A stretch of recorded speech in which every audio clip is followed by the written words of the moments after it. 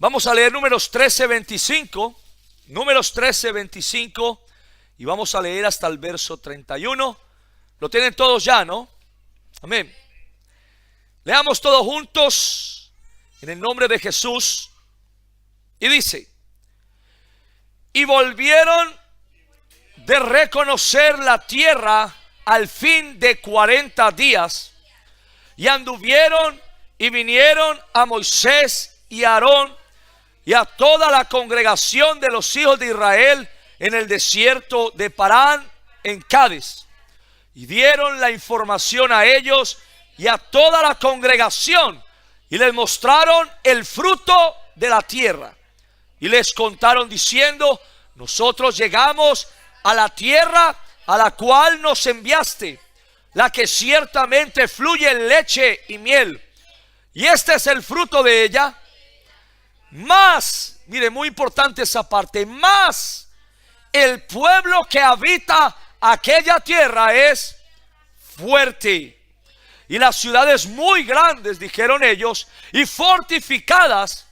Y también vimos allí a los hijos de Anac, es decir, a los hijos de los gigantes. Amalek habita el Negev, y el Eteo, el Jebuseo, el Amorreo habita en el monte, y el Cananeo habita junto al mar y a la ribera del Jordán. Y este es el punto al que quería llegar, muy importante esto. Entonces, ¿quién? Entonces Caleb hizo ¿qué? Callar al pueblo. Dígale a su vecino: hizo callar al pueblo. Dígale al que está por el otro lado: Caleb hizo callar al pueblo delante de Moisés. Y dijo, ¿qué dijo Caleb? ¿Cuántos pueden decirlo conmigo bien fuerte? Dijo: subamos luego y tomemos posesión de ella. Mire, muy importante, porque ¿qué? Porque más podremos nosotros que ellos. Dígale a su vecino: más podremos nosotros que ellos. Dígale que está por el otro lado: más podremos nosotros que ellos. Mas los varones que subieron con él dijeron: no podremos subir contra aquel pueblo, porque es más fuerte que nosotros. Pero el mensaje que traigo a la iglesia en este día es: más podremos nosotros que ellos. ¿Cuántos están de acuerdo con eso? ¿Cuántos pueden ir conmigo? Más podremos nosotros que ellos. Oremos en el nombre de Jesús. Amado Jesucristo, gracias por tu palabra, Dios mío.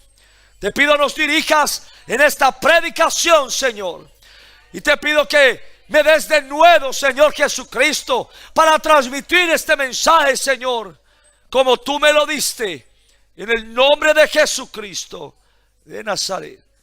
Puede sentarse en el nombre del Señor Jesús. ¿Cuántos están despiertos esta mañana? Muy importante que me siga y esté muy atento a lo que voy a decir, porque voy a establecer un paralelo entre el Antiguo Testamento y el Nuevo Testamento. El Antiguo Testamento, por más aburrido que nos parezca o les parezca a muchos, es indispensable, porque es un ejemplo de lo que vivimos hoy en día, cobijados por el Nuevo Testamento. Y muy importante esto: el éxito que tengamos en la práctica del Nuevo Testamento depende, ¿cuántos pueden decir conmigo? Depende del entendimiento que adquiramos del Antiguo Testamento. Es decir, nos va a ir mejor o peor en el Nuevo Testamento si logramos entender mejor o peor el Antiguo Testamento. Pablo dijo a los corintios: porque no quiero, hermanos, que ignoréis. Pablo está en el Nuevo Testamento y va a hablar del Antiguo Testamento, y dice: porque no quiero, hermanos, que ignoréis que nuestros padres todos estuvieron bajo la nube y todos pasaron el mar. ¿Cuál mar? El mar Rojo. Pablo está hablando de hechos pasados.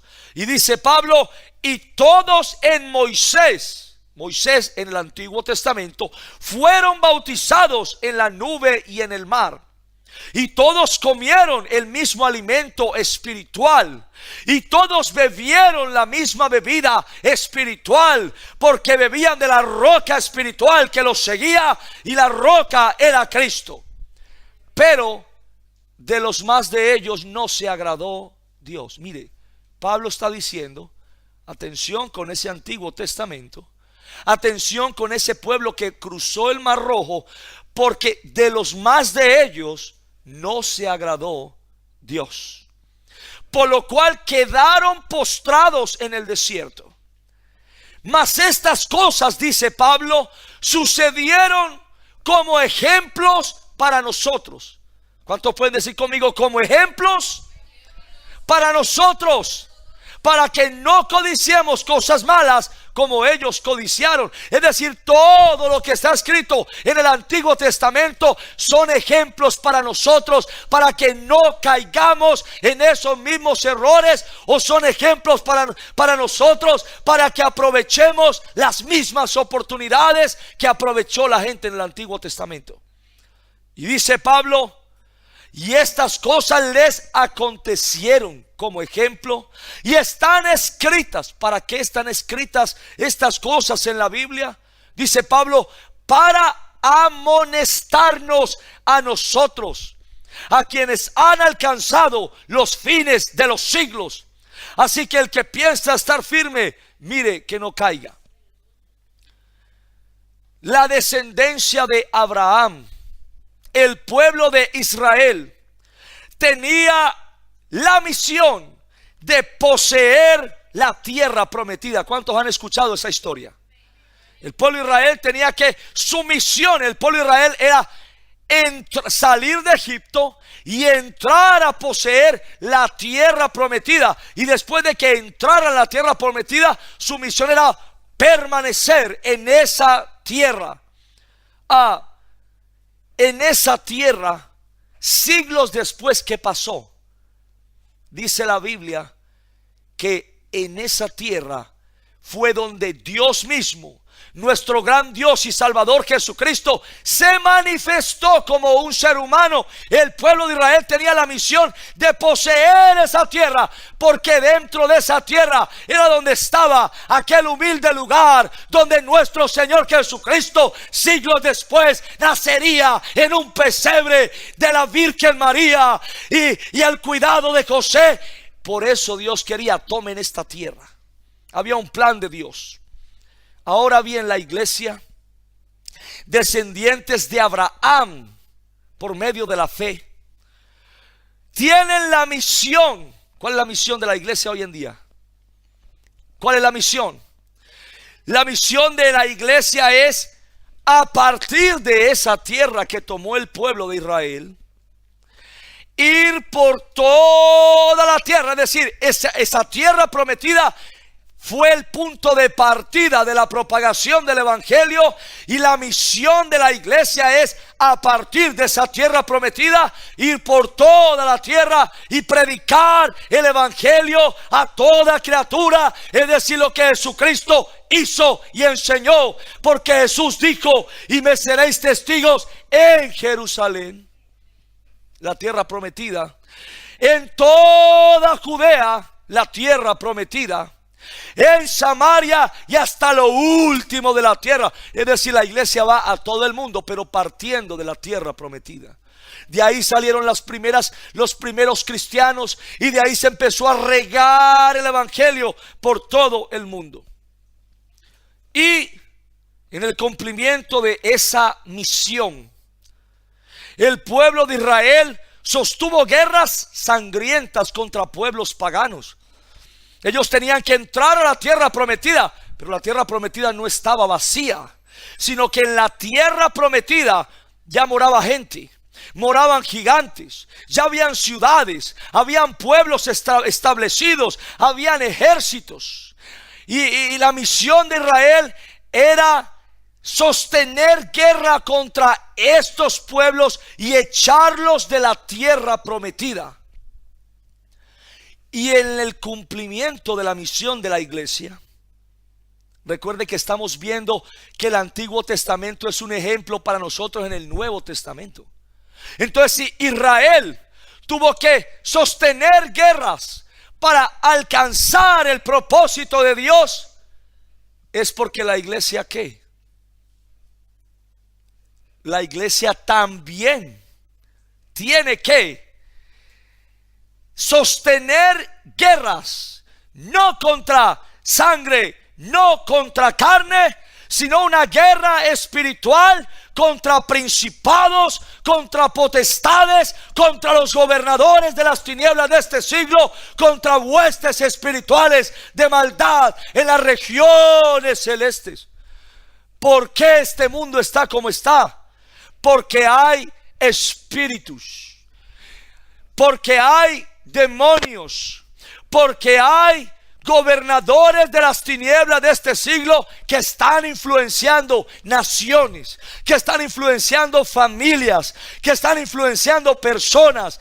Y es la misión de la iglesia ir por todo el mundo y predicar esta verdad y sostener guerra contra esos demonios en oración, en ayuno, en lectura de la palabra de Dios, para poder cumplir con el propósito de nuestro Señor Jesucristo. La iglesia tiene que decir la verdad, tiene que ser justa, tiene que predicar el evangelio de la paz, tiene que tener fe en el Señor Jesús, confiando que lo que está escrito en este libro llamado Biblia, que lo que está escrito en este Antiguo y en este Nuevo Testamento es verdad. Digo, es verdad. Digo, es verdad. Digo, es verdad lo que está ahí escrito. Estamos en crisis, pero la palabra de Dios dice: si Dios es por nosotros, ¿quién contra nosotros? Estamos en crisis, pero si la Biblia dice: del Señor es el mundo y su plenitud, la tierra y los que en él habitan. Este mundo está en crisis, pero Dios dice: mía es la plata, mía es el oro. Lo que está escrito en la Biblia es la verdad.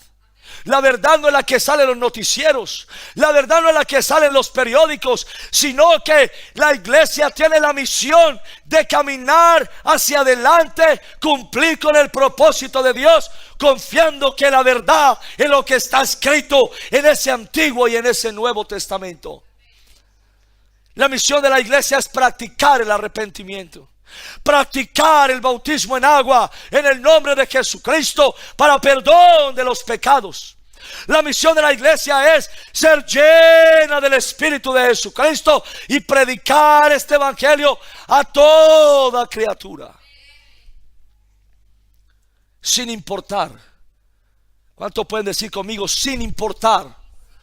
¿Cuánto pueden decir a su vecino? Sin importar qué tan difíciles se vean las circunstancias. Israel tenía mandamiento de Dios de derrotar a dichos pueblos paganos y poseer esa tierra, pero las circunstancias se veían difíciles. La gente era más fuerte, la gente que habitaba esa tierra era más alta que ellos. La gente que habitaba esa tierra tenía ciudades amuralladas. La gente que habitaba esa tierra no habían aparecido el día anterior, sino que tenían unos imperios montados ahí. Y la cosa se veía muy difícil. Y le voy a decir algo: sin importar cuán difíciles se vean las circunstancias materiales y espirituales, sin importar lo difíciles que se vean las circunstancias económicas, sociales, laborales, familiares, la iglesia tiene el mandamiento de Dios de sobreponerse a cualquier ataque de Satanás y derrotarlo y llenar todo del evangelio del Señor Jesucristo. Dios dijo: id por todo el mundo. Y usted se mete la mano al bolsillo y ve que tiene 50 céntimos y dice: yo cómo voy a ir por todo el mundo si ni siquiera tengo para comprar un ticket de metro. Pero recuerde, como el pueblo de Israel, ellos tenían una misión. ¿Cuánto pueden decir conmigo? Una misión. Y las circunstancias se veían muy difíciles. Así la iglesia hoy en día, hay cosas difíciles, hermanos. Hay situaciones económicas difíciles. Hay situaciones sociales difíciles. Hay situaciones laborales difíciles. Hay situaciones familiares difíciles. Pero la iglesia tiene el mandamiento de Dios: ir por todo el mundo y predicar el evangelio a toda criatura. ¿Cuántos piensan que pueden? Solamente la mitad. ¿Cuántos piensan que pueden? Sin embargo, a pesar de que Dios le probó al pueblo de Israel que él tenía el poder para hacer lo que quisiera, porque el pueblo de Israel había cruzado el Mar Rojo en seco, porque el pueblo de Israel había visto maravillas y prodigios. A pesar de eso, hubo momentos en que algunos israelitas se llenaron de temor. ¿Cuánto pueden decirle a su vecino? Algunos israelitas se llenaron de temor, pensando que no podrían poseer ni defender la tierra que el Señor Jesús le había prometido a Abraham. Y lastimosamente, ¿cuánto pueden decir conmigo? Lastimosamente, habrá momentos en que algunos en la iglesia se van a llenar de temor. ¿Por qué no le dice a su vecino? Algunos en la iglesia se van a llenar de temor. Dígale: tú no eres uno de esos. Dígale, tú no eres uno de esos. Van a haber momentos en que va a haber gente en la iglesia pensando que no podremos llevar a toda esta tierra el evangelio de Jesucristo. Mire, esta iglesia tiene una visión mundial. Mire, escucha lo que le estoy diciendo. Esta congregación y la organización a la que nosotros pertenecemos tiene una visión mundial. ¿Cuánto puede decir conmigo? Mundial.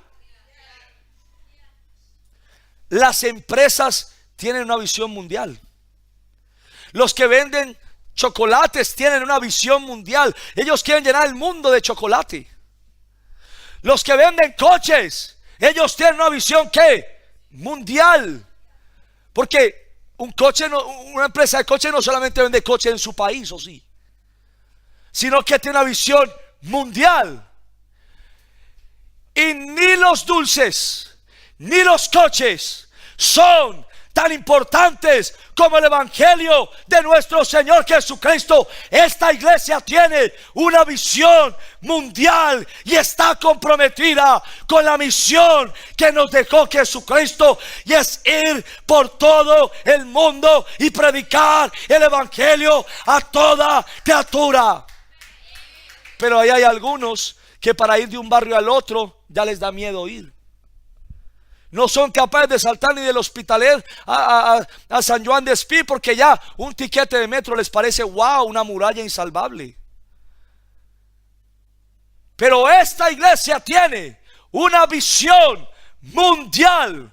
En esta mañana, ustedes me crean o no, yo estoy hablando con gente que Dios las creó con un propósito mundial. Estoy hablando tal vez con misioneros aquí, tal vez con pastores aquí, tal vez con evangelistas aquí. Uno va a ir a Francia, otro va a ir a Alemania, otro a Italia, otro a Argentina y por todo el mundo. Pero mi pregunta es: ¿crees que puedes? Voy a volver a preguntar: ¿crees que puedes? ¿Cuántos creen que pueden? Y hay muchos ahí que ni se creen lo que yo estoy diciendo. Pero le voy a decir, uno de los momentos más críticos que vivió Israel fue antes de tomar la tierra prometida. Cuando 10 de 12 hombres regresaron de reconocer la tierra y dijeron: no podremos subir contra aquel pueblo porque es más fuerte que nosotros. Y esos 10 hombres desanimaron una nación entera de miles de hombres y mujeres. Y algunos de los momentos más críticos para la iglesia del Señor Jesucristo, ¿sabe cuál es? Algunos de los momentos más críticos para la iglesia del Señor Jesucristo es cuando algunos ven esta tierra y dicen: no podremos llevar a cabo el plan de Jesucristo. Mi pregunta es, en esta mañana, ¿cómo se ve usted? ¿Se ve usted como un misionero? ¿Se ve usted como un pastor? ¿Se ve usted como alguien que va a ir a abrir una célula, un grupo de amistad, una casa? ¿Cómo se ve usted esta mañana? Pero me fascina, mire, quiero que entienda el cuadro. Hoy en día dicen Europa, España y el mundo entero está en crisis. ¿Qué pasaría si alguien se levantara y dijera: no estamos en crisis? Tal vez mucha gente se burlaría de él y diría: oh, usted está loco, ¿en qué mundo vives? Si los periódicos dicen que estamos en crisis, los noticieros dicen que estamos en crisis, todo el mundo sabe que estamos en crisis, y tú nos dices que no estamos en crisis. Aparece Caleb en la escena, él con Josué, 2 personas. ¿Cuánto pueden decir conmigo? 2 personas. Dígale a su vecino: 2 personas. ¿Qué son 2 personas en medio de un pueblo tan grande como era Israel? De miles de personas. Y todo el pueblo está diciendo: no podremos subir contra aquel pueblo. No podremos. Dios nos encargó esta misión de que entráramos a esa tierra prometida, pero no podemos. Y aparecen 2, en el buen sentido, locos, y dicen: mire lo que dice Caleb. Si el Señor, ¿cuántos pueden decir conmigo? Si el Señor se agradare de nosotros. Mire, eso es clave. Dígale a su vecino: si el Señor Jesús se agradare de nosotros. Mire lo que dice Caleb. Pero ahí está la clave: si el Señor Jesús se agradare de nosotros, Él nos llevará a esta tierra y nos la entregará, tierra que fluye leche y miel. Y dice Caleb: por tanto no seáis rebeldes contra el Señor. Dígale a su vecino: no sea rebelde contra Dios. Dígale a su vecino: no sea rebelde contra Jesús. Dice Caleb: ni temáis al pueblo de esta tierra. Porque mire lo que explica Caleb. Caleb no dijo: vamos a conquistar esta tierra porque en mí está el poder. Caleb no dijo: venga, un momentico, voy a hacer allí yoga y luego vamos a conquistar esta tierra. Caleb no dijo: un momento, voy a tomarme una lata de Red Bull y ahora sí vamos a ir a pelear contra esta tierra. Sino que Caleb reconoció, porque dice: porque nosotros los comeremos como a pan, su amparo se ha apartado de ellos y con nosotros. ¿Cuánto pueden decir y con nosotros? Dígale a su vecino: con nosotros. Nosotros vamos a poder poseer esa tierra, porque y con nosotros está el Señor, no los temáis. Dígale a su vecino, con nosotros está el Señor Jesucristo. Dígale que está al otro lado, con nosotros está. El apóstol Pablo dijo: ¿qué pues diremos a esto? Si Dios es por nosotros, ¿quién contra nosotros? El que no escatimó ni a su propio Hijo, sino que lo entregó por nosotros, por todos nosotros. ¿Cómo no? ¿Cuántos pueden decir conmigo? ¿Cómo no? ¿Cómo no nos dará también con Él todas las cosas?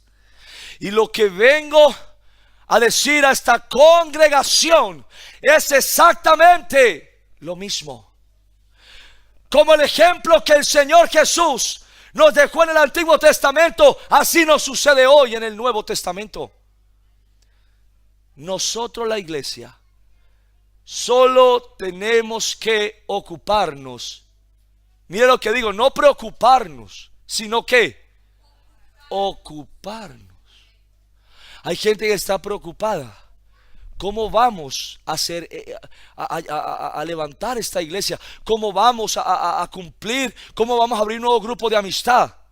Pero Caleb dijo muy claramente: si el Señor se agradare de nosotros. Nosotros lo único que tenemos que hacer es ocuparnos en agradar al Señor Jesucristo. ¿Cómo agradamos al Señor Jesús? ¿Cómo agradamos al Señor Jesús? Siendo santos, porque Él es santo. ¿A cuánto le gusta la santidad? Porque si nosotros no le agradamos a Dios, no vamos a poder llevar a cabo el plan de Dios. ¿Cómo podemos más agradarle a Dios? Siendo perfectos como Él es perfecto. ¿Cómo más podemos agradarle al Señor Jesucristo? Y yendo por todo el mundo y predicando el evangelio a toda criatura. Y lo que le vengo a decir es: no importan las dificultades que haya, ellas pueden, las dificultades pueden, pero nosotros más podremos que ellas. ¿Cuántos están despiertos? No parece. ¿Cuántos están despiertos? ¿Cuántos están despiertos? ¿Cuántos están despiertos? Más podremos nosotros que ellos, vengo a decir esta mañana. Mire, ¿qué dice el Señor? Deleítate a sí mismo en el Señor, y Él te concederá las peticiones de tu corazón. Encomienda al Señor tu camino y confía en Él, y Él hará. Mire, usted me ha escuchado hablar del santuario que estamos hablando los últimos días, ¿no? Estamos buscando un santuario, estamos buscando que esté bien de precio, estamos reuniendo fondos para ese santuario. ¿Y sabe qué le vengo a decir? El Señor Jesucristo nos dará el santuario que deseamos. Él nos lo va a dar. He dicho, Él nos lo va a dar. ¿Cuántos creen que Él nos lo va a dar? ¿Cuántos creen que podemos? Él nos dará los músicos que deseamos. Él nos dará la asistencia que deseamos. Él nos dará la familia que deseamos. Él nos dará el trabajo que deseamos. Él nos dará el dinero que deseamos. Él nos dará, Él nos va a dar más de lo que deseamos.